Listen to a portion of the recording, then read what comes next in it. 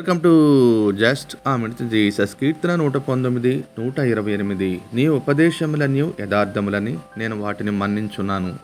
అబద్ధ మార్గములన్నీ నాకు అసహ్యములంటూ భక్తులు దేవుణ్ణి కొనియాడటం జరిగింది. ఈ లేఖన భాగంలో 4 విషయాలు బోధపడుతున్నాయి. మొట్టమొదటిగా సత్యానికి అంకిత భావం కలిగి ఉండాలి.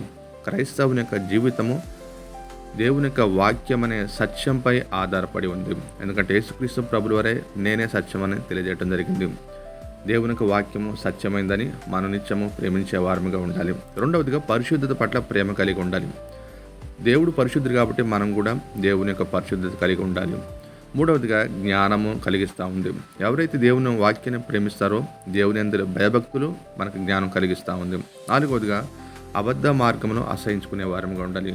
ఒక యోసేపు వలె మన జీవితాన్ని పరిశుద్ధపరుచుకుంటూ కాపాడుకుంటూ దేవుని రాకడ కోసం నిందారహితంగా ఉండాలి. ఆమేన్.